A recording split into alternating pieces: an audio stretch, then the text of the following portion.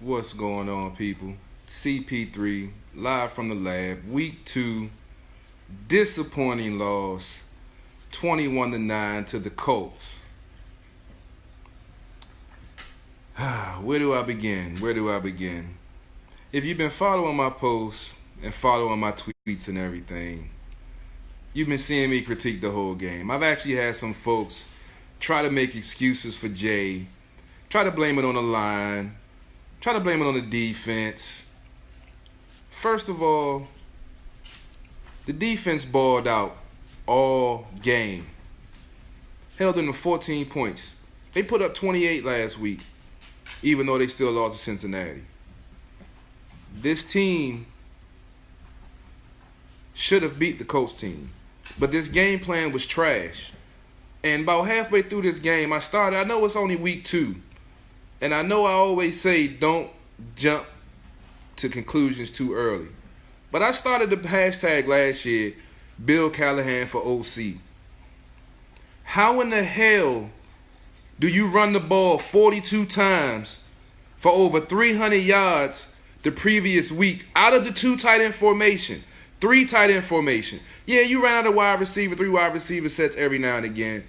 But why in the hell are you coming out trying to run the ball in a 3-4 wide receiver set, and then you're trying to run wide? I said in the pregame, the Colts' strength is speed at linebacker. Trying to get to the outside is not going to work.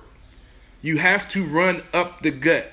That's where the 2 tight end and 3 tight end set comes in key, because you can run out of it, you can pass out of it, and you can play action pass out of it if you stick to the run. This man ran the ball 22 times this week. Threw the ball over 40 times. That is not a recipe for victory.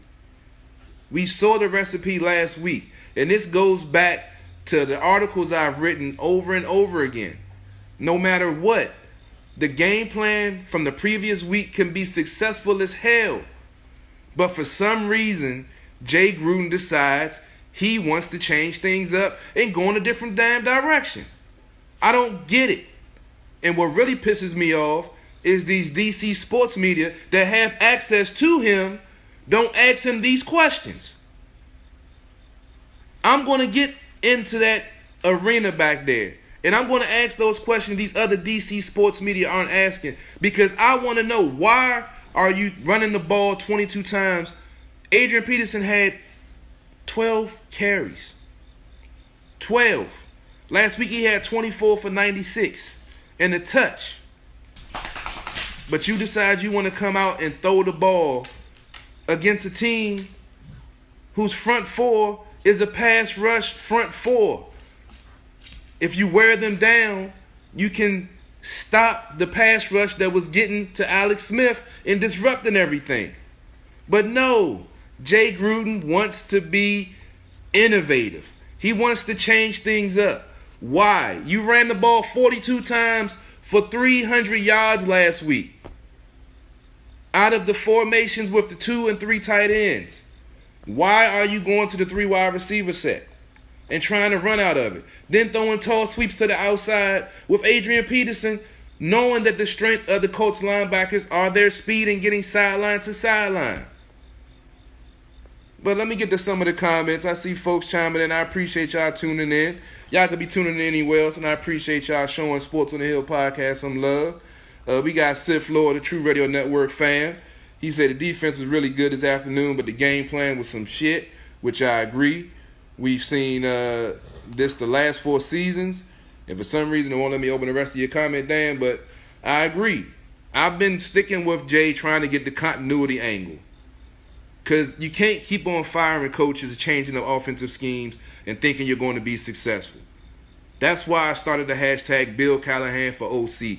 Please, people, start using that. Let them hear your voice, because we cannot continue to sit here and watch this talented team get mishandled by a juvenile at the steering wheel. I'm sorry. He was an AFL coach before he became an NFL coach. He was an AFL quarterback, which is Arena Football League, where you throw the ball all the time and barely run. That formula does not work in the NFL. But for some reason, he thinks it does. When I wrote the article when he first got here, his pass-to-run ratio in Cincinnati was 54-46. Here it's more 70-30. You cannot win in the NFL if you do not run the ball. Point blank. Allison, yeah, I know you mad. Yeah, I know a lot of people are mad. I'm not mad. I'm pissed off at his play calling.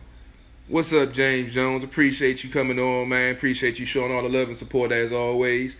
Glad you're checking us out. Jay Gruden said that I don't even watch Jay Gruden's press conferences anymore because they're always the same thing. When the team wins, he got his chest poked out, he happy-go-lucky. But when the team loses, I need to go watch the film, or I need to go look at this. Well, at least he's accepting the play calling was on him because that play calling was horrific. And if the DC sports media don't call him out on that, it's a damn shame. They need their credentials taken and need them given to me. Let's see who else we got. Sherry, yeah, I feel your pain. I don't even get emotional over no more, because what's the point? Jay is going to do what he's going to do. Getting upset, getting pissed off, it's not going to do it. That's why the hashtag Bill Callahan for OC, start that up, people. SportsOTHP, throw that hashtag out there. Let them know. The fans are watching. The fans know what's going on. Let's see, Robbie, dink and dunk to death on both ends. He decided to call a dink and dunk game, and because of Andrew Luck and the way the Colts offense is run, which I mentioned in the pregame, you have a lot of rub routes. You have a lot of crossing routes. You saw that over and over again, where sometimes the wide receiver would just stop and just stand there, so he knew he wouldn't get the penalty for being a moving pick, but he still deterred defensive men from sticking on their man.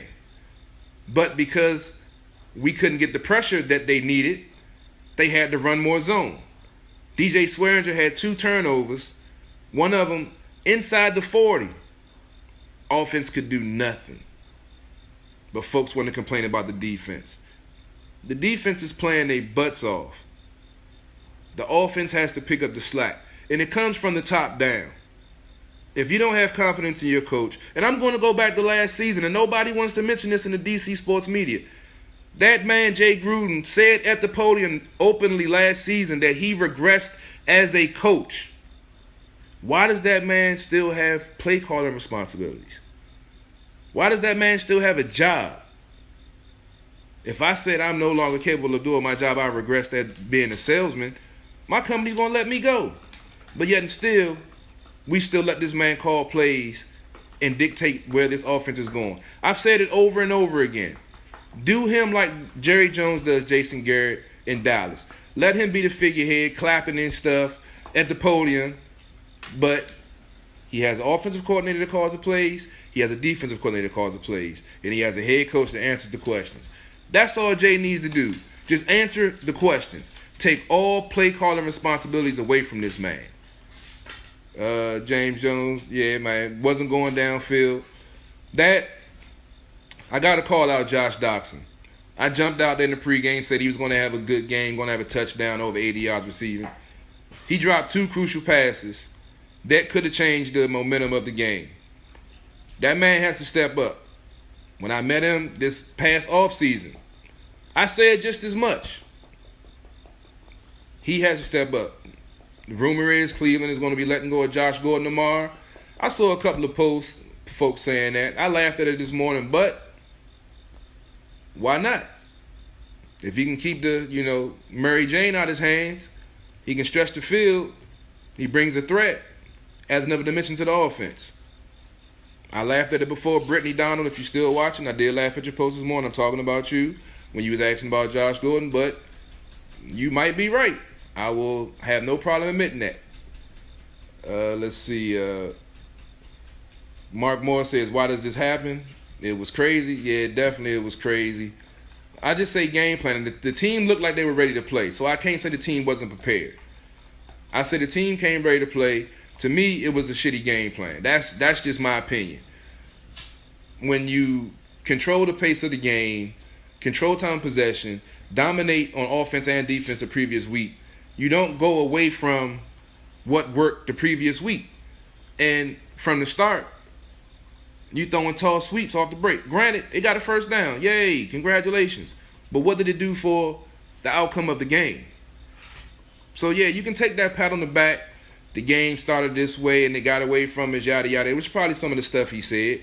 But I don't even want to hear it because it's been happening over and over and over again. And no one's calling him out on it. They want to blame players. They want to blame turnovers. They want to blame the ref. Granted, you got to give credit to the other team. The Colts had a good game plan. They executed it. They did what they had to do, and they won the game. Not taking nothing away from them. But there's nowhere in the world this team should have put up 9 points at home coming in the way they played last week.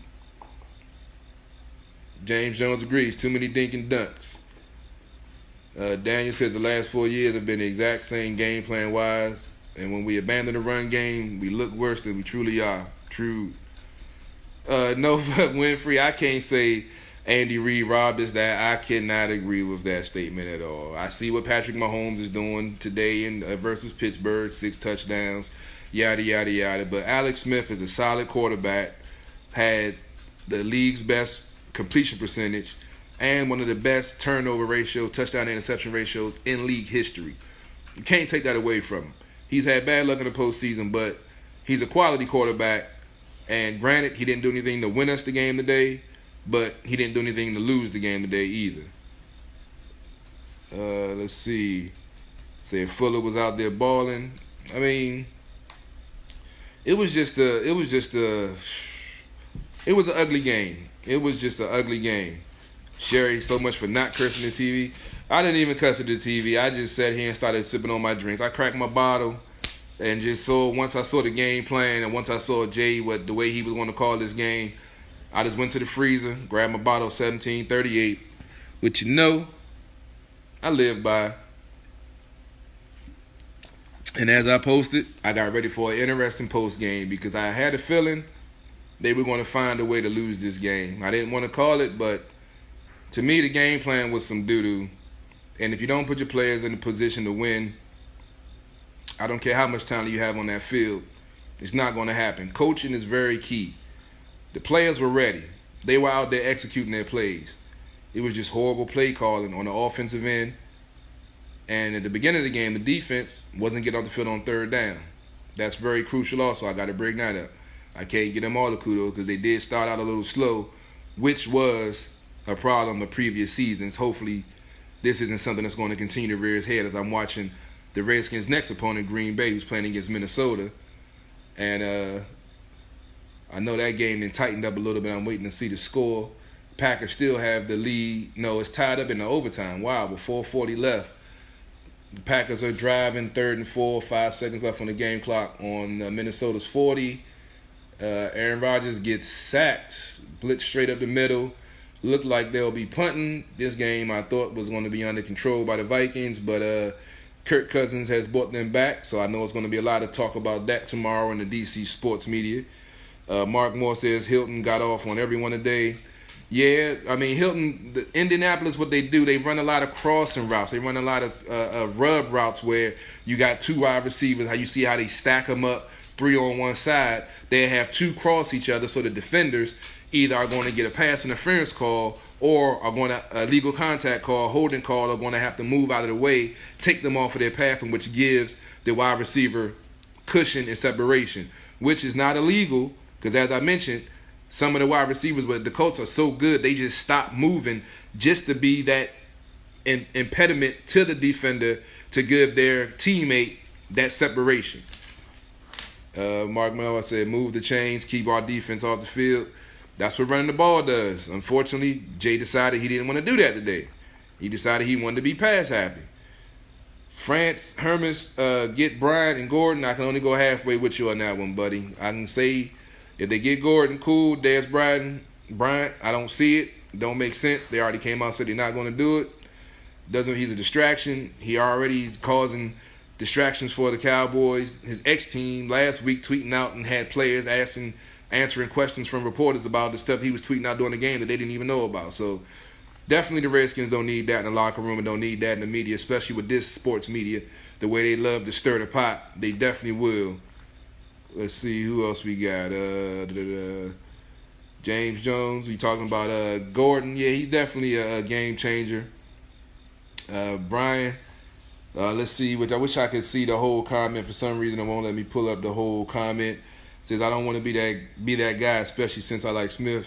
But this is what you get with him a lot.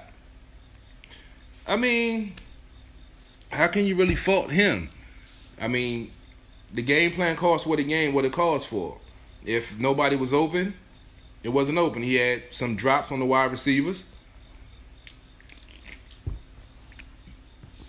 which stalled some drives and did swing momentum in the Colts' favor. But what more could Alex have done? I mean, didn't turn the ball over. We had 2 turnovers, both of them with fumbles. He's a game manager. He's not a game breaker. He's not a game changer. He manages the game and puts you in a position to win. There were several times in this game this team was in a position to win. But what did Jay do? Panic mode. Whenever he gets down more than 6 points, he throws the game plan out the window and just goes pass happy. You have to mix up your offense with these defenses. The Colts defense got torched last week. The Redskins offense barely put up 3 field goals. With 2 turnovers, one of them inside the 40. Inside the 40, people. The Redskins last week had 3 drives of over 70 yards in 10 plays. Why did that happen? Because he ran the ball 42 fucking times. It averages out. You keep pounding the ball, you wear down the other team's defense. Arizona's defense was no better or worse than the Colts defense. Colts defense is younger. And Jay did nothing to exploit that. First drive, yeah. He had the linebackers going sideline to sideline because they are young and indecisive. The jet sweep, like I said, was a good play call. But it didn't set up anything up the middle. It didn't set up anything to start pounding the rock. Last week, Jay was setting up his plays. We broke that down on Sports on the Hill Monday night. He was setting up what he did. This week, he got down and all of a sudden he wanted to just start calling plays. Oh, well, let's call this. Let's call that. This will work. It's bull. You have to have a game plan and stick with it. As an ex-defensive coordinator, I'm an ex-boys and girls club defensive coordinator. And I know once you get the offensive coordinator off his game plan, that's half the battle. Because once you start just pulling plays out of your butt and hoping they work, you've already lost the game. John Park said the O-line looked a little lazy. Well, when you have a speedy front 4 like the Colts have, you go into 3 and 4 wide receiver sets with no extra protection, and you have a bigger, more physical line that's not as quick and agile, and you throw the ball over 40 times and don't run the ball more than 22, you're giving the defense an advantage. Because when you're in the trenches, running the ball is an offensive lineman's friend because they're pushing off the ball. They're exerting their force onto the defense. When you're pass blocking, you're automatically taking a step back. So you're taking the weight of the defender onto yourself, which weighs you down and wears you down quicker. That's why all offensive linemen will tell you they love pounding the ball because they get to exert their energy and move the ball and move the trench. That's what you get when you rush the ball 42 times and hold the ball for 38 minutes like they did last week. It isn't that the offensive line looked lazy. It was that they keep on pass blocking and have to automatically come out of their stance and take a step back, and then you're already in a position of defeat and have to counter what the defensive lineman does. When you're pushing off and run blocking, you're determining what they do, what technique they're using. When they have the opportunity to pass rush, they're dictating. Are they going to bull rush? They're going to power rush. They're going to speed rush. They're going to try to forklift you. What are they going to try to do? And you saw the Colts use a lot of stunts, which means the 2 interior linemen switch sides. They might start out in one position, but off the ball, as soon as the ball is hiked, they switch and crisscross, which causes confusion on the interior lineman, which you can only do in the passing game. If you stunt in the running game, your men are going to be out of position, and when your offensive linemen are pushing off the ball and your defensive linemen are stunting to get in position, they're going to get knocked on their butt, as you saw Trent Williams do several times this game. So I don't want to hear the excuse that the offensive lineman didn't get it done. You have to put them in position to win. When you're retreating over 40 times of the game and pushing off only 22, it's physics. It's muscles. It's two grown men in the trenches going mano a mano. When you're going back 42 times and pushing forward 22, which number is greater? You're retreating. It's a big difference. That's what comes down to the X's and O's. That's what comes down to coaching. That's what comes down to game plan. If you know you have an opposing defensive line that's not big but they're quick, what do? You wear them down like they did against Arizona. But lo and behold, Jay Gruden, the genius, decides he wants to go 3 wide receiver and 4 wide receiver set with 3 trips, which is 3 wide receivers bunched at the top of the formation and 1 man down at the bottom with Jordan Reed in coverage. But when you have a speedy front 7 like the Colts do, and you have routes that have to develop when you're running trips, because you need the wide receivers to cross over to get deep, 1 corner route, 1 seam route, 1 streak route, that takes time to develop. But when you have a speedy front with no extra protection because you're going man up on man, you're already losing, people. I don't want to hear that excuse anymore. I don't. The winning teams in this league run the ball. Philadelphia ran the ball. The Patriots ran the ball once they got the lead because you eat up clock. If you can't get the ball on offense, you can't score. Simple as that. But if you keep going 3 and out and doing all these fancy plays and feeding the momentum of the other team and feeding them what they want you to do, you're setting your team up for failure. And that's what a coach that is regressing does. I want y'all to go look that up. He actually said that. He regressed as a coach. And no one in the DC sports media called him out on that but Sports on the Hill podcast.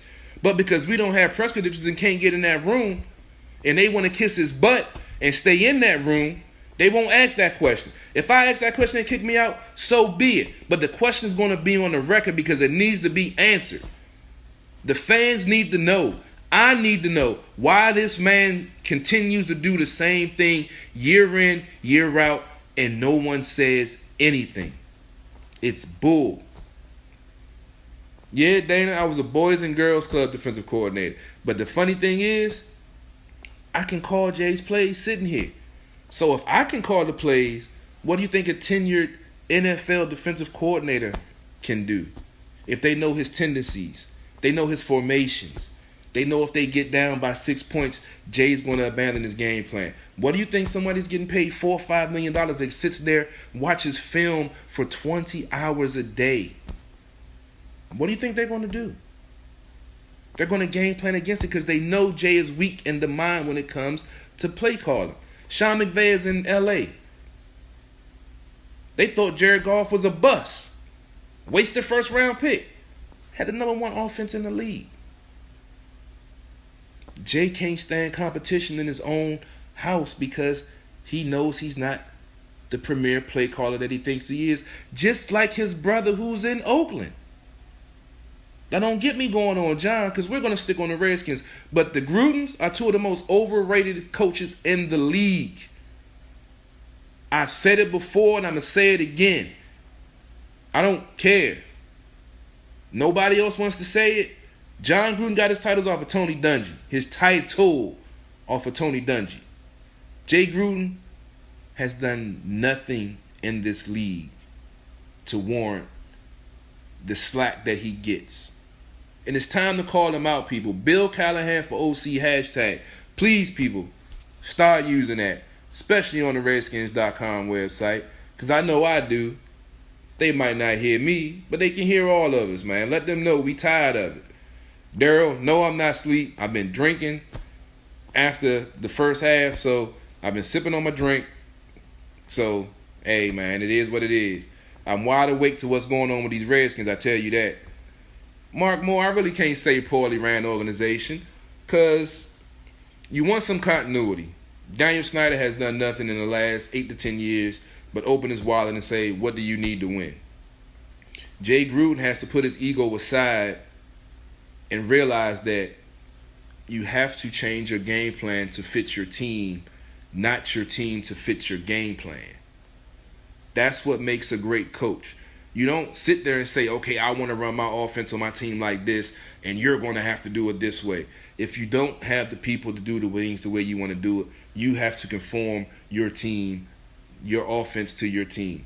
Key example, I hate to bring it up. You know how much I hate to bring it up. But Mike Shanahan and RG3, he knew that RG3 couldn't read defenses. So what did he do? He implemented the zone read. You all saw the 2 and 3 tight end receiver set with the fake to Alfred Morris, and Pierre Garçon was open every time on that slant or that crossing route or that corner route, because the defense had to respect it. You have a premium running game that was leading the league in rushing week 1. 4.3 yards per carry. 42 rushes. What do? You run the ball 22 times. 12 times to the dude that had 24 rushes, 96 yards, and a touchdown last week, that dictated the pace of the game, that allowed you to get that 38-minute time of possession, which enabled you to hold the Cardinals to 6 points because you kept their offense off the field. So why is it this week we come out pass happy? Granted, they won the time of possession, 33 minutes to 26, but do you see the same result on the field? Let's look at some of the numbers. I didn't even want to pick up these numbers. As I said, 22 rushes, 40-plus passes. I lost track of the passes because they was throwing a dink and dunk game at the end of it. So it was 40-plus passes. AP had 11 rushes. He got 5 of those in the second half on one drive. Let's see. I can count on 2 hands how many times Jay ran out of the 2 tight end set. But I don't need the other hand because it was only 4 times. Last week, you saw Jordan Reed and Vernon Davis on the field almost 75% of the time. They were blocking their ass off. The wide receivers were blocking their ass off because they had a game plan and they stuck with it. It didn't start off like gangbusters in the beginning. Adrian Peterson was only getting 2 and 3 yards a clip. But then they started wearing the defense down because they stuck with the run. Jay has to get his act together. I got to address some of the defense also. Missed tackles. It was an issue last week, but they were swarming defensively, so the first person missed, the second person was there to clean up. This week, the Colts are more of a slippery, quick, aggressive team. Ryan Grant made the defense look foolish when he finally got into the game and still made 2 impressive catches to move the chains. You had a 3rd and 14. You gave up a first down on him. Granted, there was a hold that should have been called that wasn't called, but you still let him get the first because of missed tackles. Can't let that happen. I'm a defensive guy. I love the defense, but you got to wrap up. You can't be going for the big highlight hits because you want to be on ESPN or whatever. Got to play solid defense. That's what got the team the first victory last week. And then you turn around and don't put the same aggressive attitude that you had the week before. So the defense, I love them. They played lights out, but they could have done more. Preston Smith, it's a contract year. We should have heard your name more than one time. Simple as that. Got to get more pressure on the quarterback. Andrew Luck, granted, gets rid of the ball quick. He's mobile. They kept him in the pocket. I saw some of the contained defense they were using, so I understand why they didn't get as much pressure. But with the front seven that we have, they have to be better. Brian, what's up, Big Hurt? Feel free to come on if you want to, man. I'm just sitting here venting, getting some stuff off my chest. You at the point where Jay got to go, man? I mean, I'm more the aspect of Bill Callahan for OC. Let him be the figurehead. Let him stand the podium and look stupid and let Bill Callahan call it. He's an old school coach that's going to stick with the run and do things the right way. I mean, got to stick with the continuity. You don't want to be changing coaches again. I understand what you're saying. I feel you. I've been saying it for a while, but you just don't want to go through a whole nother regime change with the talent that this team has.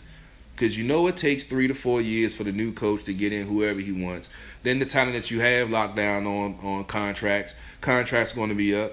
So then the talent that you've developed and had are going to want to go somewhere else because in those rebuilding years, 9 times out of 10, you didn't make the playoffs. And they're at the end of their career, they didn't got their big payday. They want to go for a ring. So they're going to go somewhere else. It's a vicious cycle, a vicious vacuum. We've seen it played over and over again. So I don't want to say to get rid of Jay. That's why I'm saying Bill Callahan for OC. I don't think we need wholesale changes. I just think we need to tweak things a little bit. Mark Moore said it's been like that year. We just pray for a W every week. With the Redskins, that's pretty much what you do. It looks good on paper. You know, everything the week before looked great, but you, at the end of the day, you sit down behind the TV, you grab an adult beverage, and you hope and pray for the best, man. That's all you can do as a Redskin fan. Kevin said the defense to blame. I can't. I've said out of the defense played well. They could have done more, but they kept the team in the game. They were getting, after the slow start on third downs, after they made some adjustments, they were getting them off the field on third downs. They got 2 interceptions, got some pressure. Didn't necessarily get the sacks, but the offense gave them nothing. 9 points. And one of them was a 49-yard field goal. Is that really saying something when you put up 24 points and over 500 yards of offense last week? You go to barely, Alex Smith didn't get 200 yards passing until the fourth quarter with 5 minutes left? Really? You can't really blame the defense, man. The offense has to put up points. You can't get in the red zone and keep taking field goals. Can't get in the red zone to take dumb penalties. Offense had 5 penalties this week on them. Last week they had 6. Can't just blame the defense, man. Michael Rush says the balance in the run game opens up the odd game. That's right. I guess he mean the play action game, which we all know that. But why doesn't Jay know that? Why doesn't anybody in the sports media that's in that room at that press conference right now asking him that? Who knows? Maybe they're too busy worried about how many clicks they get on their link, or if they're going to keep their credentials if they ask something he might not like. You know me. I'm CP3. I could give a damn. If I get in there, I'm going to ask my questions. If you put me out after that, so be it. Then I'm going to call you out. Because if you can't take the heat, why are you in the kitchen? I'm just asking questions. But why won't they ask these questions? Jason Harris says he don't blame the defense when your offense is 3 or less for per possession, then it wears them down. Exactly. If you're going 3 and out most of the time, not converting on third downs because your game plan is some doo-doo, you keep on putting your defense out there.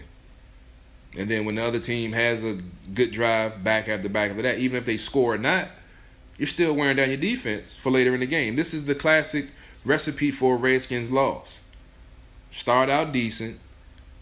Jay switches up game plan. Defense wears down. Loses the game in the fourth quarter. I've seen it. You've seen it.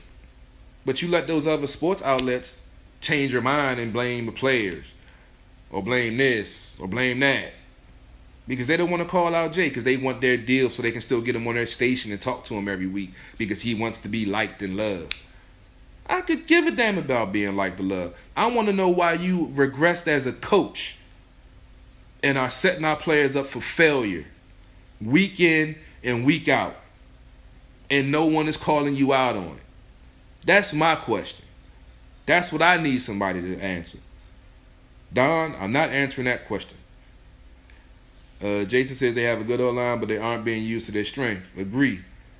What's up, Kenny? I ain't talked to you in a minute, man. Hope everything going good. I saw you making moves, man.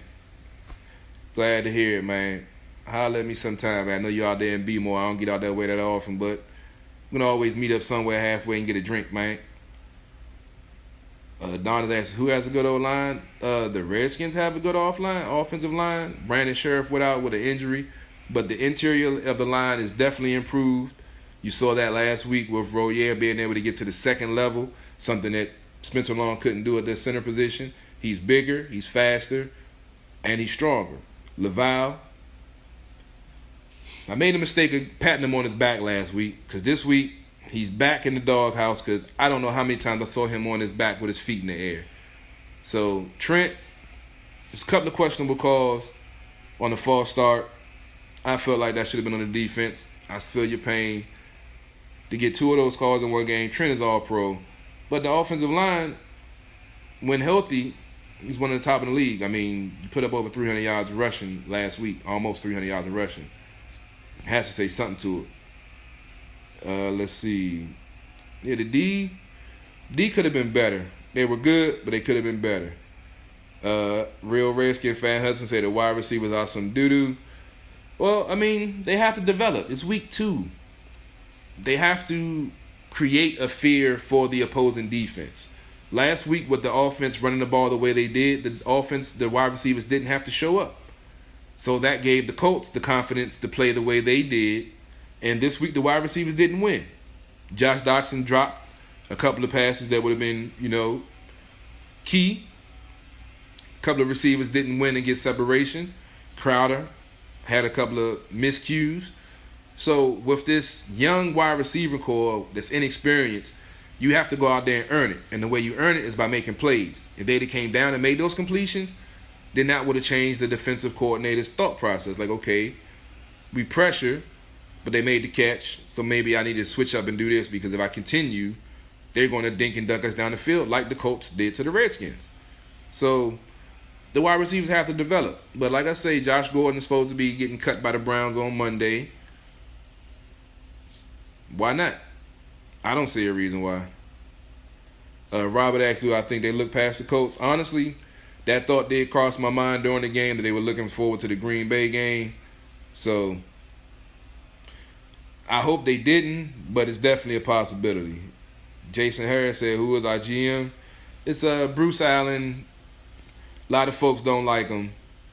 I don't have any issues with him. A lot of folks don't like his decisions, but he's more of a salary cap guru than a talent evaluator. That's why they have Doug Williams as more of a talent evaluator. They have the staff that Scott McCloughan put together before he left, or was forced out, if you want to call it whatever you want to call it. But you can tell by the draft board, the way the team is drafted the last few years, they're using Scott's people to the fullest. Because a lot of folks, like I say, the DC sports media doesn't report the real stuff. If you go back to when Scott first got here, someone asked him, was he going to get rid of the scouting crew for the Redskins, because they had been missing a lot on the draft. And he said, no, I'm going to let them do their thing, see how they rock and roll. And after my first year, I'm going to see what happens. Well, we know what happened the first year, the bad picks. So he brought in his people. And that's one of the things that he's kind of upset about, that they fired him, but they kept his whole staff. So the organization is being run better. It isn't your typical franchise, the one GM, president operations, boom, boom, boom. But to me, the past 2 to 3 drafts have shown that there's been improvement. We've had a lot more hits than misses.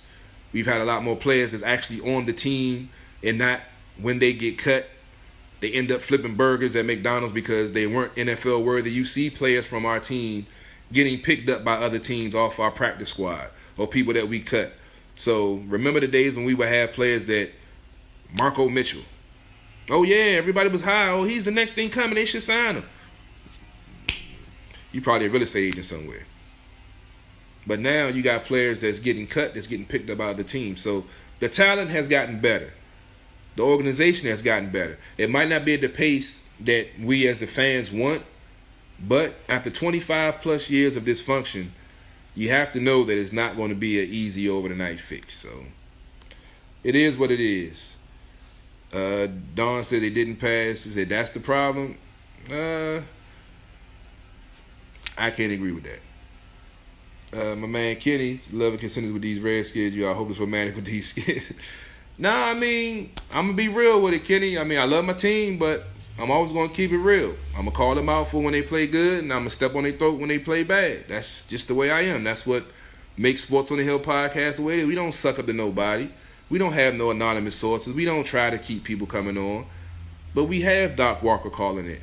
We have Diane Cheeseborough, USA Today writer that's at Redskins Park every day. By the way, she will be on bye week October 1st with her critiques of the first part of the season, especially talking about this loss. So stay tuned for that for our Redskins coverage. You know tomorrow we'll have our Redskins talk around 7:30, 7:45 as usual with DujunneaB and myself and whoever else want to chime in. But, yeah, Kenny, this is what it's all about, man. This is what we do. DC sports without the politics. We don't mix that in here. We talk real X's and O's. We break down the team. When they good, we good. We talk about them. When they bad, we call them out. And it's not just the Redskins. Nationals, Capitals, Wizards, Mystics, DC Divas. We call them all out when they're not playing well, and we pat them on their back when they're doing well. Because that's what objective sports media does. Keyword, objective. I have my opinions. I have my thoughts. But I'm going to give you the uncut objective reason why these things are going on. Just like last week with Victory Monday, we told you why the team won. This week, I'm telling you why the team lost. If you don't like it, come on the show. Let's talk about it. You can call in tomorrow night, 347-884-9299. You can chime in on the Facebook Live feed. We love to hear other opinions. We love to hear from fans. We love to hear from people that want to talk about the Skins. Feel free to call in. We're more than welcome. We can talk about it. What's up, Rev? I see you just jumped on, man. Jerry Gregory, disappointing. Yeah, that's the best way to sum this up. This loss was a disappointing loss. Jerry Gregory said the O-line didn't show up. Drop passes, Reed not protecting the ball. I can't argue with any of that. The O-line could have played better. Reed, that fumble at the end, terrible. And drop balls. You said it. Real Redskin fan Hudson, no separation, not physical. Can't argue with that either. You are correct. They have to step up. These wide receivers have to know they have to prove themselves. They have to go out there and show the NFL that we are NFL wide receivers. And surprisingly, Jacksonville is up on New England 14-0. I just saw a score on that. And Oakland is up 3-0 on Denver with 1:41 left in the first quarter. I'm live in the lab, got the TVs on, checking out all the games. Matter of fact, I need to turn the other TV on to catch up the other games that I'm missing out on since Fox didn't carry the Redskins game today. Let's see what else we got. Let's see. Don says we fine players $5K for not doing their job. Well, I mean, you can. They're going to review the tape tomorrow. They're going to be called out in those meetings. They're going to see where they didn't do their job. They're going to see where they didn't give their full effort. And they're going to see why they took this loss. It's not all on Jay. Even though he is the figurehead. He is the one that game plans. He is the one that calls the plays. Players got to go out there and execute. When it's time to make a play, you got to make a play. Josh missed some. Reed missed some. Richardson missed some. Can't have that happening. Got to be consistent. That's the key to winning. We said that. Richard Leach said, got out coach. Remember the same game plan from last week. The A game would have worked. Well, I mean, he went away from the game plan as last week. Because last week he ran the ball 42 times. This week he ran the ball only 22 times. They threw the ball over 40 times. Last week, Alex only threw the ball 30 times, which was the recipe that he had with Kurt, which, as we saw, was hit or miss. So, to me, I've said over and over again, the 2 to 3 tight end set is the Redskins' best offensive set. They can run out of it, they can pass out of it, and they can play action pass out of it. You got to excuse me, setting the fire stick up, try to get my Fox game on and watching the CBS game. catch all these games that's coming on. It's always good to have the live set up the way I got it. So I'm going to try to keep you updated on all the scores and everything. Let's see. Dawn says, fourth, we made all kinds of first down. What happened the rest of the game? Because the Colts were basically in a, retreat defense because they knew they pretty much had the game won. They were in prevent defense. They had got the Redskins off the game plan and had Jay reeling, and the game was pretty much won. So they were down 12 with 8 minutes left. One timeout. The offense had been inconsistent. If I was a defensive coordinator, I'd have played prevent also. That's what we used to call Kirk Cousins stat padding time, because that's when he would make his money in the fourth quarter when the Redskins were already down and the game was lost and the defense was going to prevent, and then he would all of a sudden have a 300-yard passing game. But that's neither here nor there. Jason says the run game's open up the pass. There's no consistency in attack. Yeah, you got to beat up their line. Exactly. This is what we said over and over again. And why isn't my Fire Stick working? What is going on? All right. I'm a little upset because I can't get my Fox coverage on right now. Oh, there we go. All right. Let's see. Mike Reds, what's up, man? Just in here. He said had the best tickets in my life to witness that bullshit. Damn. That's kind of my situation with the Redskins. I haven't been to a game in a while because all the games I would go to, we would lose. When I would sit home and watch it, we would win. So I'd rather sit home in the lab and watch the game and do the post game and look at the film and replay it over and over again. But they got to get the home field advantage together, people. I don't know what's going on with the home field advantage down there. There is no home field advantage anymore in FedEx Field. Any team feel like they can come in and get a W on that field, and that's not good at all. Mike said no one got open at all. I agree. There wasn't a much separation, but there was some plays that Alex Smith made to Plaster Richardson, which put them in field goal position again because they didn't find a way to stretch the field to get into the end zone. But Jay's game plan was flawed, and last week we saw what his game plan looks like when it's effective, and this week we saw what it looks like when it's ineffective. Come on now, I'm trying to get the Arizona-Los Angeles Rams game on, and my Fire Stick is acting a fool. Don said at least we didn't tie. Well, I'd have rather the tie right now than a loss. So, what grade would I give Alex? Or is it too early? I mean, it's early. I mean, he's Alex Smith. I mean, the proof is in his numbers. Like I said, he had the number one completion percentage as a quarterback last year. His his touchdown to interception ratio is tops in NFL history. Last year he had 24 touchdowns, 5 interceptions. I mean, the difference with him in Kansas City and the difference of him in with the Redskins, well, you see Kansas City. They putting up 40 points on the average. They have a lot more game breakers. They have a lot more guys that you get in space on one-on-one. They can make people miss. Tyreek Hill, Kareem Hunt. You got Kelsey at the tight end who stays healthy. So, I mean, they have a whole different – they have Andy Reid as the play caller who sticks to football 101. He knows to win, you have to run the ball.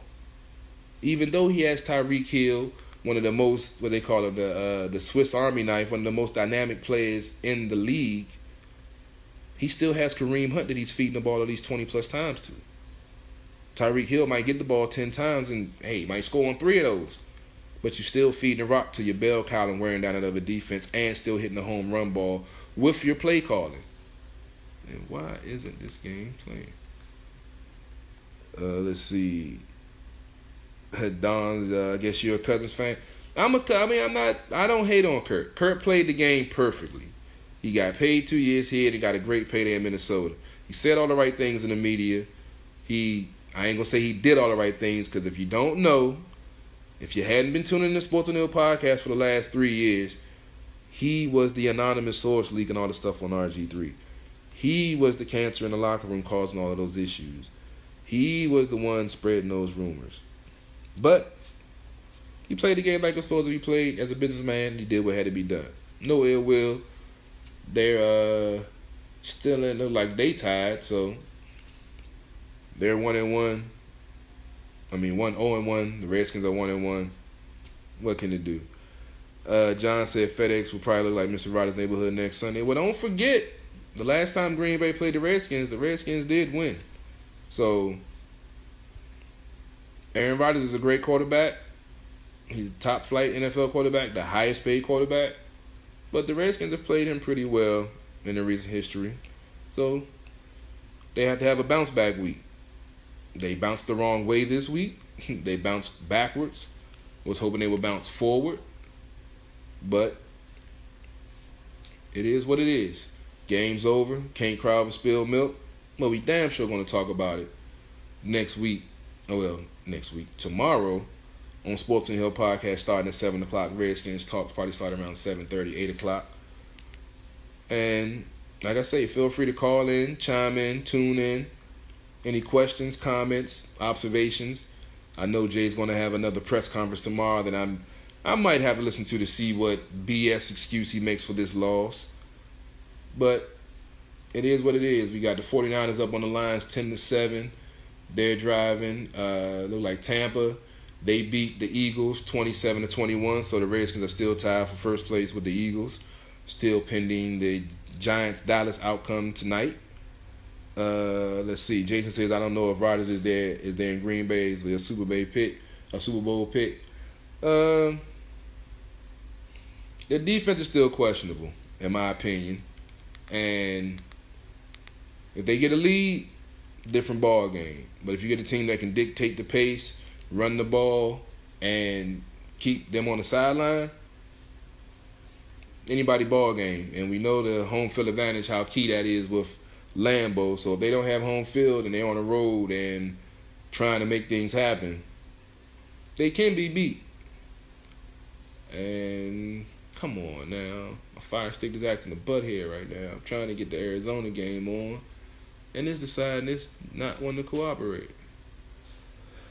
Let's see. Don says the 49ers winning. I'm waiting for the score now. Rams up 11-0 on the Cardinals. The Chargers beat Buffalo 31-20. Waiting for the scores to come up. Yeah, Mahomes has a record 10 touchdowns through the first 2 weeks of the season. Kareem Hunt, 18 rushes, 75 yards, receiving touchdown. Kelsey, 7 receptions, 109 yards, 2 touchdowns. Tyreek Hill, 5 touches, 90 yards, and a touch. I was just speaking of that. That's the Kansas City, where Alex Smith just came from, and someone asked, did Randy Reed rob us? No. They have a dynamic offense with an offensive coordinator that knows how to call an NFL game. Simple as that. Simple as that.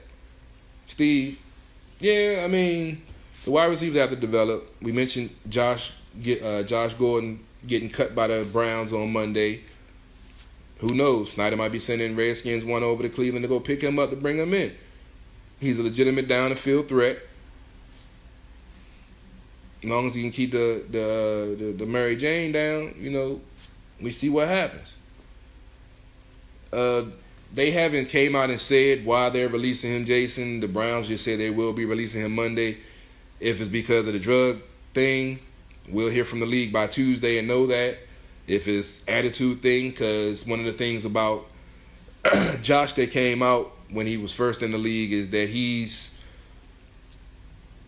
an introvert.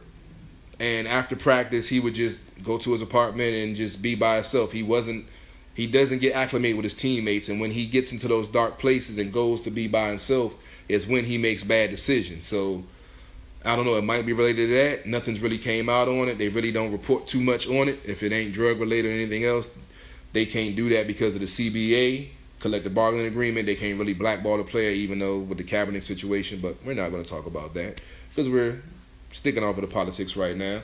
But it's a lot of red tape with Josh because for him to get reinstated after how many drug charges he's gotten, that's saying something by itself because he's gotten off on a lot of technicalities. But when he's on the field and he's in a good mindset, he's a great player. But are you going to get him in that mindset? You never know. I was speaking to someone earlier about these young athletes, and Folks put them on a pedestal or think they're different. They're human just like we are. They make mistakes.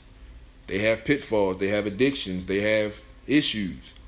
So just because they make a lot of money doesn't mean they're perfect or they're infallible or they're going to do things right all the time. So hopefully he gets himself together, and hopefully it's not the drug thing again. Hopefully it's not, some off the field stuff, and maybe he can get his career back on track, because he's definitely NFL talent. He just has to gain the NFL mindset. Know that he has too much to lose to be going out here doing these stupid things. And Jacksonville is still up 14-0 on New England with 12:15 left in the second. They got revenge on their minds after losing that lead in the AFC Championship game and their ticket to the Super Bowl. So I know they're ready to make a definite impact on this game. They're up 14-0, and the Fournette isn't playing their running back. But they look like they're handling the Patriots. It's still early. We know what Belichick does, the hoodie. But you know what it is. Yeah, Don, people are people. Well, I haven't seen that run yet. Don, you must be ahead of my TV, because I'm waiting for it to come across. And for some reason, I cannot get the Arizona game on, which I am trying to get on my Fire Stick. But for some reason, the Fire Stick doesn't want to cooperate. But it's a little bit after 5. I got to get ready to get out of here. Got to get ready for tomorrow night's show. Make sure you go check out Sports on the Hill podcast Facebook page. Go like us. Go follow us. Go check out my YouTube channel, Carol Porter III, 3 eyes, not the number 3, but the letters 3, for all the highlight videos, Facebook Live simulcast, Postgame simulcast, and everything. I'll be going YouTube Live from there soon once I figure out the logistics and the bandwidth and everything. Trying to go Facebook Live on Facebook, Instagram, and YouTube. Love having all of you guys tuning in. I appreciate you tuning in. You could be watching any of those other channels. You could be listening to those folks on the radio, but you chose to come here, and I truly appreciate that. Sports on the Hill podcast truly loves the love and support that you give us, because we tired of this regular so-called DC sports media that's not giving you the real news. Tomorrow night, you'll hear from an USA Today insider. No, I'm sorry. 2 weeks from tomorrow night, you'll hear from the USA Today insider. Tomorrow night, you'll hear from a Redskins insider, DujunneaB, our co-host, that's in the locker room, that gets the insight from the people that's there. So, tune in. We don't have time for this so-called sports media anymore. True Radio Network and Sports on the Hill podcast are bringing you something different, something old school, objective news reporting. And be on the lookout. I know you've seen some of the posts. We got some breaking news coming where we're about to break through on a whole new platform to have y'all tuning in on. So stay tuned. I've always told you, stay tuned. The True Radio Network takeover is upon us, people. The movement has begun. We're tired of the status quo. We're tired of the skinny jeans. We're tired of this so-called new age. It doesn't make sense. Things are supposed to evolve and get better. Change is supposed to be good. This stuff we witnessing and seeing is not good. It's not getting better. And we can't allow this stuff to take over and say, oh, well, that's what it is. No, it's not. We allowing it to be that. We make that change. That's why we started Sports on the Hill podcast almost going on 3 years ago. Because we tired of having to put up and deal with what they say has to be accepted. No, it doesn't. They can only do what you allow them to do. And we're not going to allow them to do it to us no more, people. When it comes to the sports, when it comes to the politics, when it comes to the real life, we determine what we're going to deal with and put up with. So it's time to stand up, people. It's time to stand up. The same way I'm jumping out here on this platform because I love my team and I love football, and I'm tired of hearing this BS sports media, and I want to give the people what they really want. You have that same power, people. You can make that change. Let the people know. Sports on the Hill podcast, True Radio Network. Make sure y'all tune in. We changing the game, people. We tired of the BS. We not putting up with it no more. Let's get things back to the real. This is not real life. We're living in the Matrix. Wake up, people. Wake up. This is not what life is about. We are not living life. We're just surviving. It's time to live, people. Let's get back to living. And on that note, love all y'all. Appreciate the support. Appreciate you tuning in. Y'all have a good night. And stay tuned for so much more. As I say, go check us out. Go check out the website, SportsOTHP.com. All of our shows are archived. My highlight videos, Facebook Lives, everything is on there. Check us out, man. Jason, I appreciate that. Donna, I appreciate all your love and support, man. For real. Without y'all, this wouldn't be possible. I do this because I love it. I do this because we need real sports media. We need real media, period. We need realness. This world is not real no more, people. We got to snap out of this BS. The music, movies, politics, sports, books. Stop settling for this BS, people. This is not what we're here for. We're destined for greater things and bigger and better things. Let's wake up. Stop falling for the BS. Let's do this, people. We make this happen. I don't want to get all political and stuff, but I'm feeling this, man. I love the way y'all tuning in and y'all chiming in. Y'all letting me know that y'all want to hear this. That y'all tired of it too. That's what I'm talking about. We make that stand. We make that change. Hold up. My man DujunneaB just came on. Let me see if my man DujunneaB want to come on for a little while. I was talking about my man. Sports on the Hill podcast. Definitely be on tomorrow night. Break on week 2, which this team should have been 2-0. But I'm going to get off and get one of our Redskins insiders on tonight. There, my man. DujunneaB, what's going on? I've been on my soapbox for a little while, man. I've been in the lab kind of heated, bitten. What you got to say about this disappointing debacle and utter clusterfuck of a performance by this team today? I think it's clear, and it's been said by my colleagues as well as myself, if you follow me on Twitter, of how disconjointed this team looked. It looked lethargic and virtually unprepared. If you had an opportunity to read my Keys article, there was a lot of references to running the football, getting Jordan Reed involved, because this Colts defense, which they showed today, is a team that likes to play a lot of zone. They don't have a good front seven, and that doesn't take anything away from what they do. They do play sound football, but they didn't take advantage of things that were on tape from week 1. And if you were watching this game today, that's the same thing. It's the same Colts defense that played Cincinnati last week. There was nothing different or anything, out of the norm that was.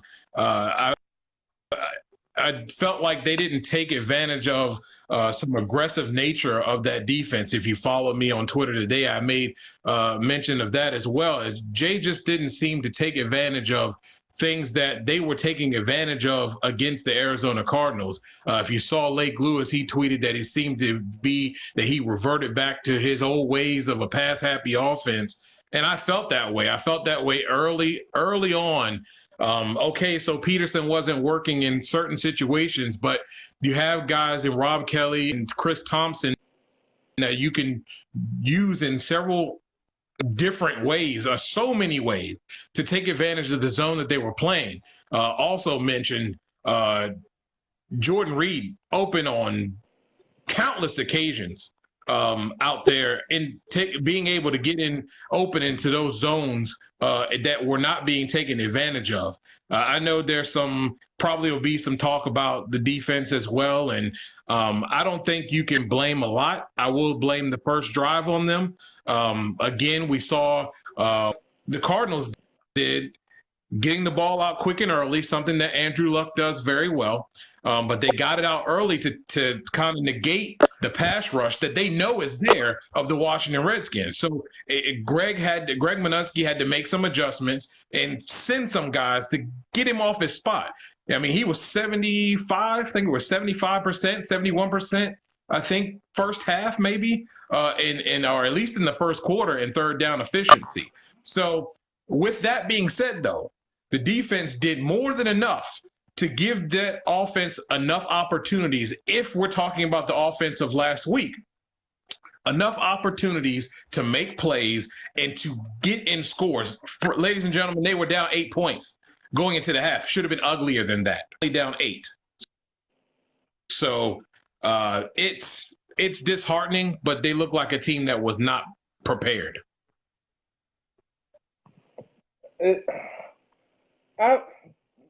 I can't really say. To me, it didn't seem like they weren't prepared. To me, it seemed like they weren't put in a position to succeed. Last week, we saw a lot of 2 tight end, 3 tight end set with Jay running the ball, and look like we lost DujunneaB. See if I can get him back in. And we had a lot of. They ran the ball 42 times. He ran the ball 22 times. First play of the game, a sweep to Crowder. Sorry about Jet sweep or whatever. No problem. But it just seemed like he didn't set the team up for success, and he played into the Colts' hands. Because in my pregame, I said the Colts have speedy linebackers. Going to sideline to sideline is not going to work. You got to go up the middle, wear him down, and then try to bust the big one late. But what does he constantly do? He's pitching the ball to Adrian Peterson to the outside. He's running jet sweeps. Why are you running to their strength and then going to say, okay, we're not moving the ball, let's run the ball? That's asinine. I said that in the game. I know you pointed that also. So if we see these things as the so-called non-coaches, media that don't know what we're talking about, if we see these things, and if a defensive coordinator that's watching 10, 15 hours of tape every day, getting paid millions of dollars, if we see these things, what do you think he's seeing? And you know that once Jay gets down a certain amount of points, he abandons the game plan. And if I see that, what do you think the other teams see? And that's why I can't really say that they weren't prepared, because they were executing. The BS plays they put out there, they were executing. I put it on Josh, those 2 big drops that he had. Because I jumped out there, I don't know what I was feeling, but I said Josh was going to have a good game. I said he's going to have a touchdown and over 80 yards. He let me down. And I actually met him this offseason and told him that we need a good season from him. And so far, I don't think he was listening. Yeah, and when I say unprepared, I'm speaking of the coaching staff. And when I say that in the sense of there are several things that presented themselves that were obvious on tape from week 1. And as you stated, their defensive line, their ends like to get downhill very quickly. They do get penetration, but in that instance, they get you with a lot of stunting. I don't know if anyone saw that in a lot of the replays as well, but I thought the commentators did an excellent job of pointing that out. One of them pointing that out. There's a lot of stunts that they like to run, but they didn't do anything. I felt like there was not a game plan to take advantage of what they do defensively, and it didn't change from week 1 to week 2. So I don't think they threw any new wrinkles in there that would completely throw a coaching staff off kilter. So yeah, very disappointed in the way their adjustment. Look like we lost DujunneaB again. You know, he got that crazy signal down there in Florida. But like I said, he's one of our Redskins insider. He'll be co-hosting the show. Jason, I saw you ask where could you find him at. You can find DujunneaB at NotBland21 on Instagram and Facebook, and Twitter. You can find him on Facebook at DujunneaB Bland. He's always had a great insight, always great knowledge, so you can follow him on Twitter. You can follow me on Twitter also at Tattoo Scorpio. Most of my posts that I put on Facebook go to my Twitter account. Most of my Twitter account stuff go to my Facebook. So you can follow me on Facebook, follow him on Facebook. You're always going to get that deep insight knowledge you're going to get nowhere else when you deal with some sports knowledgeable folks like ourselves, not to toot our own horn over there. I did see somebody said something about you couldn't be mad at the refs, and that's true. I will say though, the Colts got away with a lot of the downfield pick plays. I don't, and they were obvious. It wasn't like, and that's not taking anything from what they did offensively, executing defensively, but they were egregious penalties that should have been called. Very surprising there. But aside from that, this team had plenty of opportunities to win the football game.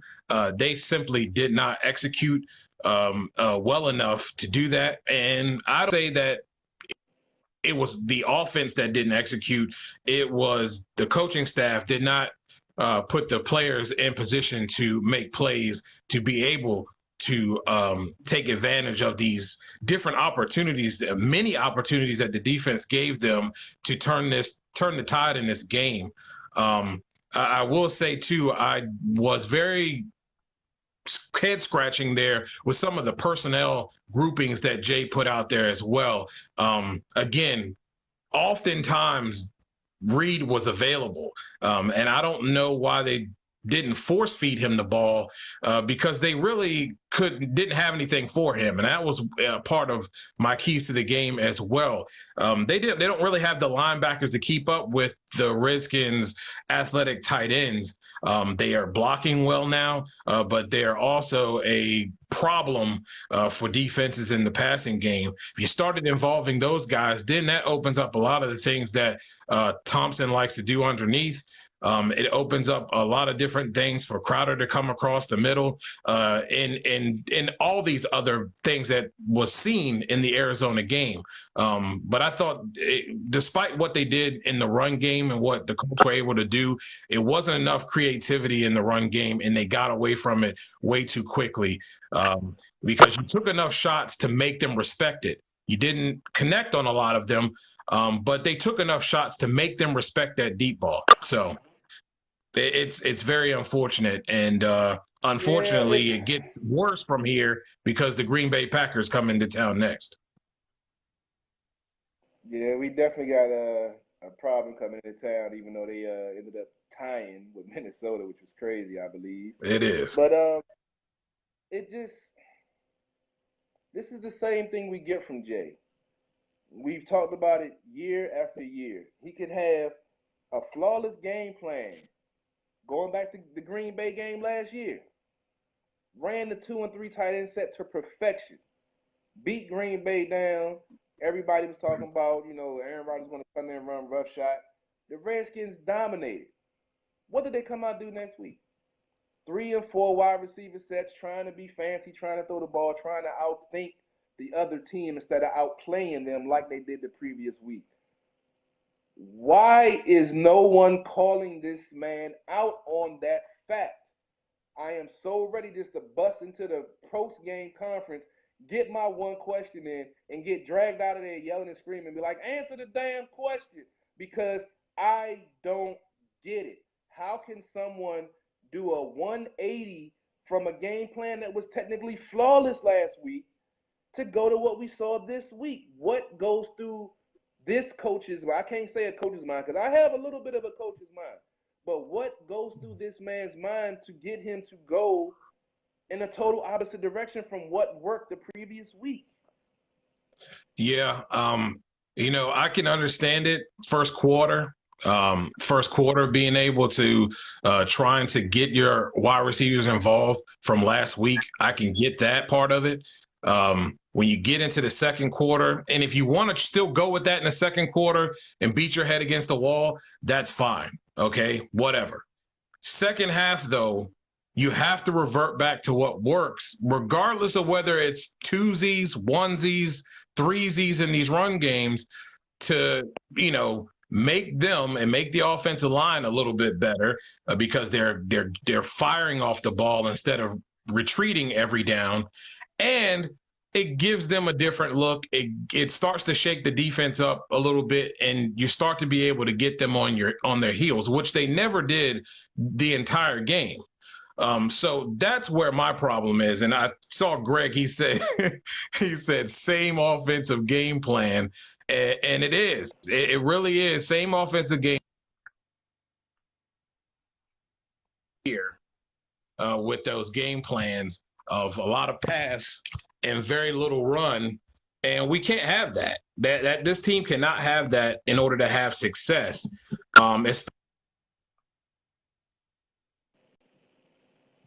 defense that is quick to get downhill. They were pretty tenacious in getting after the run and making sure that they were gap sound. And you have to be able to take advantage of that with countering that aggressiveness by tossing in a few screens to the running backs, a few of those quick draws, a couple simple formation changes.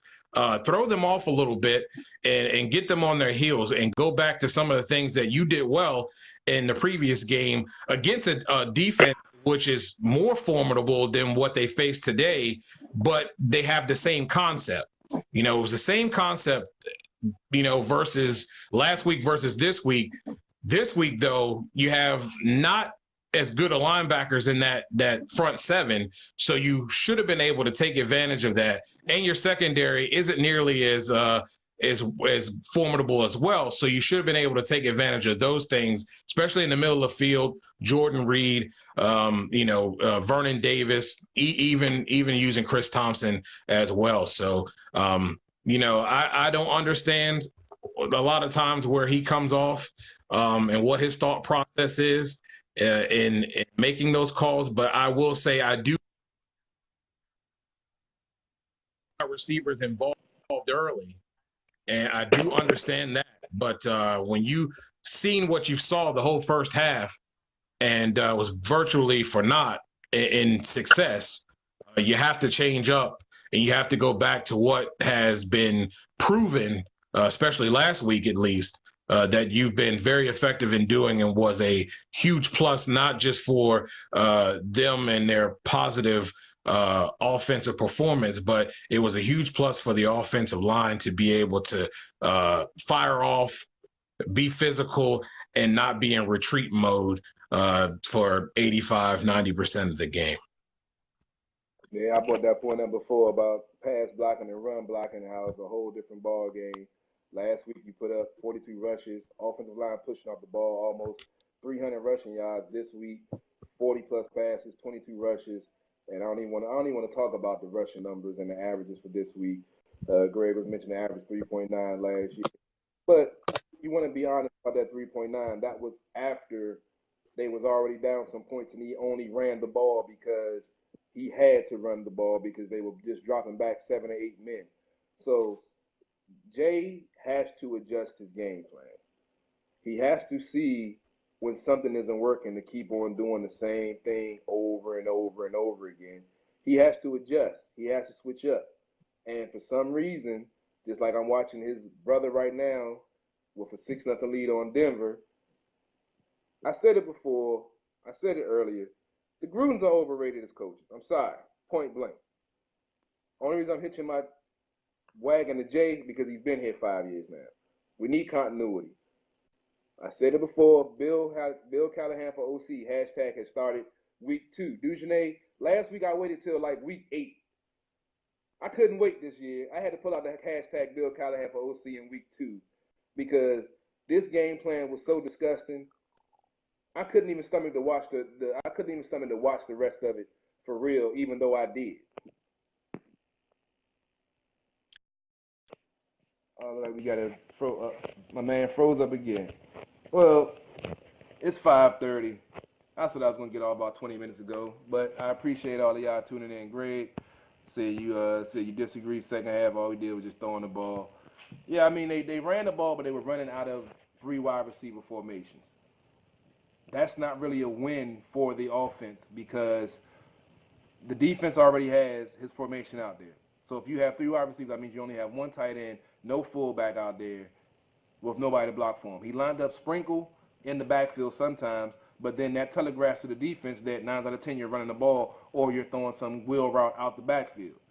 So last week with him running 2 and 3 tight end receiver sets, when you have everybody lined up on the line, not knowing if it's run, pass, or play action pass, it gives the team a different feel.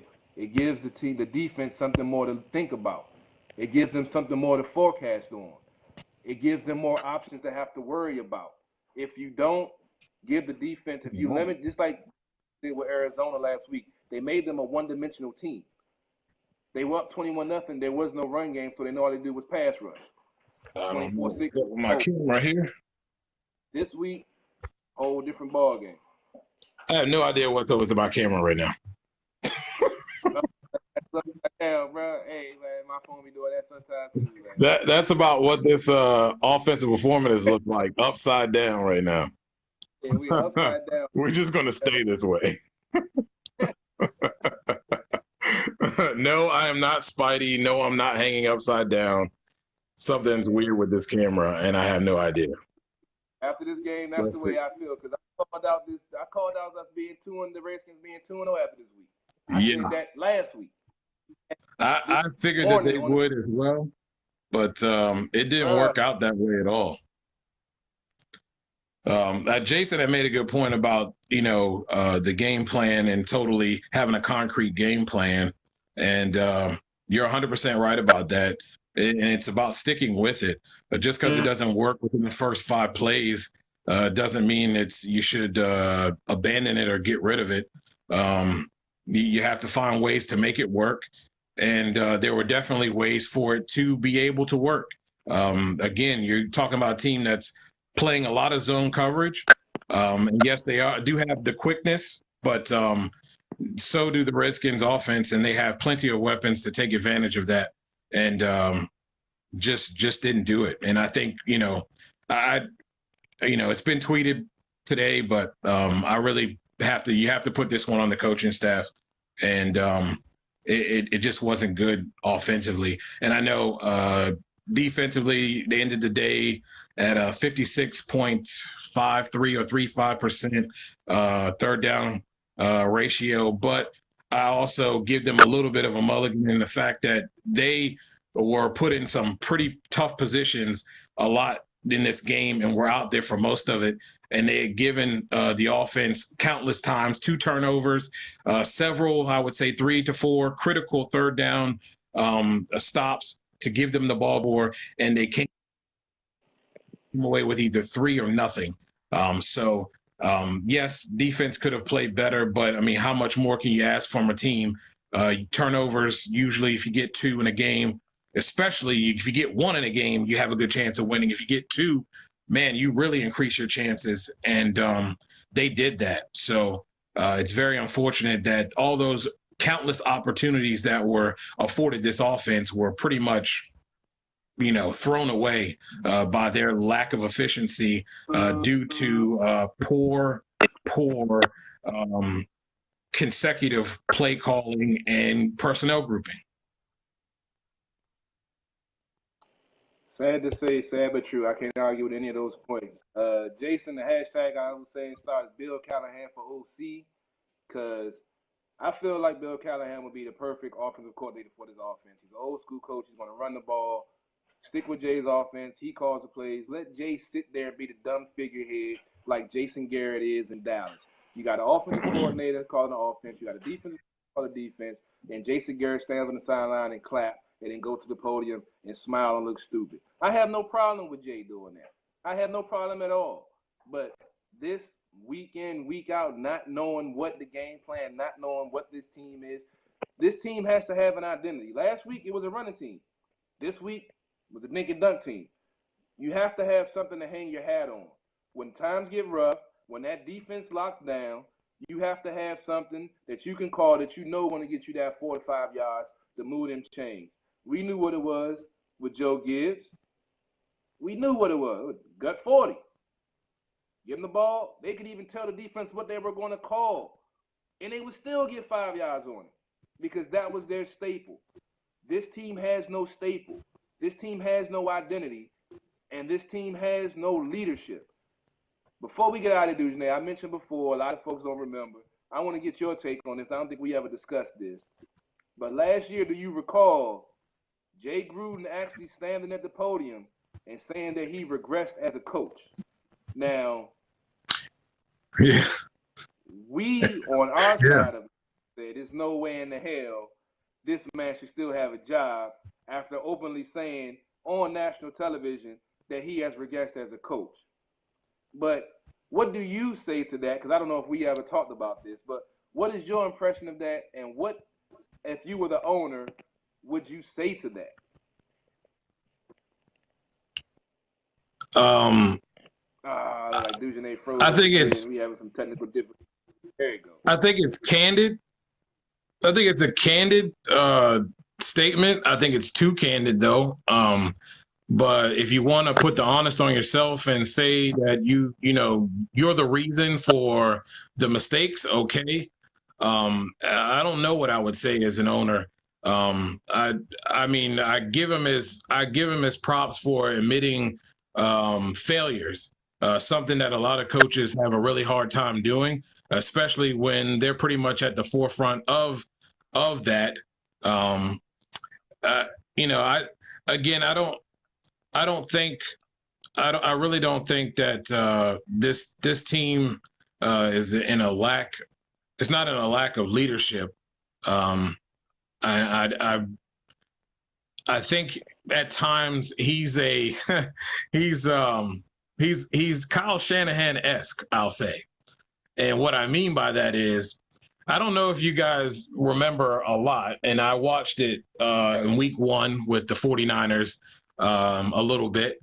And Kyle has the tendency to get too cutesy. And I think you kind of saw that today. And I think Jay has that tendency to get too cutesy. I thought the first play out of the gate to do what they did with Crowder was smart. They're lining up thinking that you're going to go to AP and you take it the other way. Fine. That's perfect. But to go to that well so many times as he did, when there's so many variations you can go from that, was a little much. But I think that's just one of those things with guys who are, I say, innovative in offense, that they have a difficult time of. We lost DujunneaB again. Signals is fading out. My battery getting low. Jason, yes, Bill Callahan for OC. Only reason I'm not saying fire Jay, because if you fire him, then you're going to bring in somebody else who's going to change the offense. And then whenever a new coach comes in, he's going to put his staple on the team. So they're going to want to bring in players that they want. And then by the time you finally get some consistency and continuity, the players you got locked down in the contracts are up. The players that you've developed are going to want to roll because they spent the last 3 or 4 years rebuilding and trying to get a championship. Now they're in their late, of their career, so they want to go to a winner like the Patriots or somewhere where they know they have a legit shot of winning. So that's, I'm not even saying fire Jay, but Nah, that's preposterous. It's 2 games in, guys. I know, and I get it. I know fans are a little, quite disappointed with the way the team looks. Especially, it's a night and day difference between week 1 and week 2. But it's something they've got to figure out. And is it one of those things where they have more weapons and they know what to do with, and they're trying to get everyone involved? And I did see that as well. It's like, sometimes you can't get everybody involved, and sometimes you got to force feed guys. That's what great teams do. You take advantage with your best player, and you take what the defense is giving you. But I wouldn't, Redskins Nation is like that, and that's no slight. They're passionate though.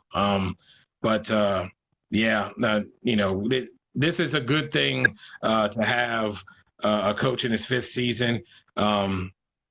But they've got to find their, what is it? I believe it was either J.P. Finley or somebody who said that in the press conference, that bread and butter. They have to find a bread and butter play and understand what works for them, and what's their go-to. And there's just some things personnel wise. You can't get too over the top and outthink yourself. And I think a little bit of it today was Jay just outsmarting himself with trying to throw all these different personnel groups out. And you just could have stuck with what worked. And I think we've talked about that many times, Carol, with the 3 tight end set. It's one of their best formations. They're very physical out of it. There's so many things you can do out of it because they have 3 tight ends that can catch. And then that brings everything else, full circle. So yeah, all the firing and changing and moving and this and that it's 2 games. They didn't look as polished and as formidable on offense as people would have liked, myself included. But it's 2 games in. And the good thing about it is this team doesn't lack talent. So we'll see what they do next. It's definitely a kick in the balls for them. And they're going to have to turn it around and find a way to look like a respectable football team as they did in week 1 against the Green Bay Packers. Fortunately enough, they will be at home again, which I hate FedEx Field. But, they'll be at home again, and they'll be in the comforts of their own home, not dealing with a lot of crowd noise and all of that. So just 2 games, ladies and gentlemen. Don't get too far. Don't walk to the ledge yet. Don't walk the plank yet. Yeah, no doubt. He was saying that somebody else is saying that. I'll let them continue their conversation. You know how I feel about it. My battery getting low. I'm already at like 10%. Me too. So we had a great session. I appreciate it. I'll be uploading this to YouTube. Appreciate the folks that checked it out the last week's post game. We'll be doing this every week after every game, win, lose, or draw, and we'll be giving you more coverage on Monday nights. Sports on the Hill podcast from 7 to 9.